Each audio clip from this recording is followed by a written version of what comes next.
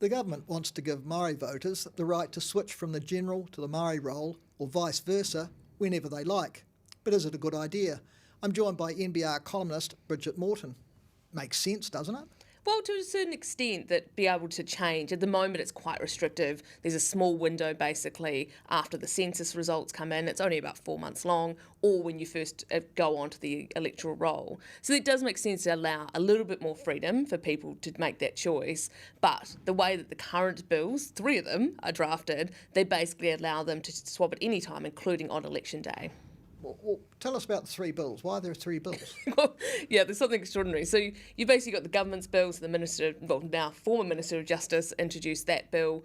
Then you've got the Māori Party there on that same day. Out of the biscuit tin came another private member's bill that would do the same thing. And then Golriz Gollerman, who is the Greens MP, has got a sort of more general voting or electoral bill that the most significant thing it does is actually call for voting for 16 and 17-year-olds, but also includes this change as well. So how political will it get? I mean, it seems that obviously Labour, the Māori Party and the Greens will support it. What's National's position?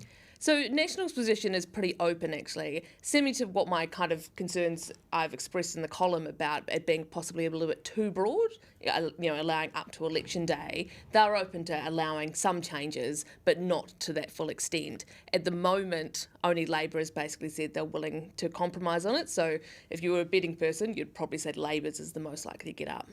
And so your concern would be allowing it right up until election day. I mean, where do you think the line should be drawn in terms of being able to switch roles? Well, I think you'd probably want to. Now we've got to recognise that election day has less significance. We had record, advanced voting turnout. So really, probably what you're looking at is possibly 4 weeks before, some maybe connection with when the writs are issued, before an election day, so that you've got some certainty about how those voters will vote. That allows the candidates to know who they should be speaking to, allows them to have updated roles, and also means that there's less possibility of gaming the system when you've got a sort of tight outcome. So what do you mean by gaming the system? What might happen there? So let's take a sort of a worst case scenario. So someone like Labour, who's got great, voter ID programs, so they know exactly who their supporters are.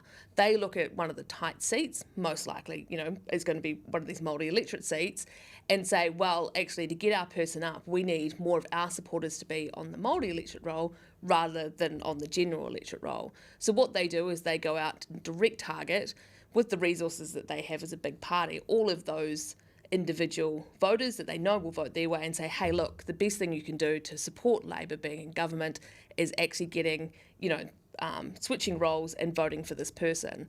The minor parties, so like the Māori Party, is quite disadvantaged in that sort of circumstance because they don't have the same level of voter identification or the same resources to sort of jump at a moment's notice when they see a close poll.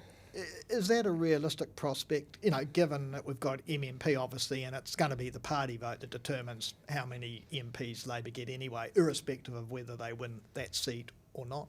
Well, it does, but it also determines some of the minor parties getting in. The Māori Party got in because they won an electorate seat, a multi-electorate seat. That is the only reason that they've got into Parliament. Their party vote alone wouldn't have been sufficient. That's how the Māori Party fell out of Parliament last time. So whilst it's important in terms of what the overall makeup whilst it's important that the overall makeup, it comes from that party vote, electorate seats still do matter.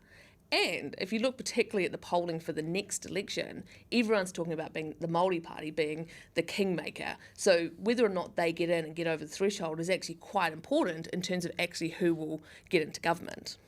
Well, in that circumstance, actually, isn't it more likely Labour will ask some of its supporters in the Māori seat to move to the general role to give the Māori Party a free run? Well, that's a possibility as well. So this is the whole thing, though, is that actually we shouldn't be manipulating the roles or allowing that to happen. I'm not saying that Labour or the Māori Party would, but you've got to put these safeguards in for their sort of worst case scenarios. I mean, it would be pretty obvious, though, wouldn't it? And it wouldn't be a good look for the party doing that.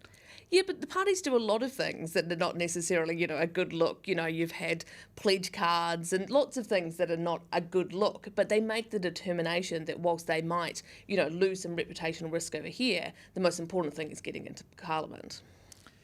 Will this help lift voter participation? So there has been multiple electoral commission reports and select committee reports that say this is one of the tools that could be used, but there's not really a lot of evidence to indicate that it will really increase engagement. Māori actually have a quite high enrolment rate already. What actually is the problem is their turnout at the booths in the election period. So last year, or the last election I should say, there was actually an increase, I think of about 15% of Māori voters turning out at the booths, which is fantastic. And that means that, you know, the campaigns and things that the Electoral Commission targeting, particularly Māori voters, did work to an extent. I think these things will make a minor difference. You might have some people, maybe a couple of percent turning out, but the kind of, when you look at that, there's 3 bills calling for this at the moment, seems to indicate that it's going to be some sort of silver bullet, and it simply isn't.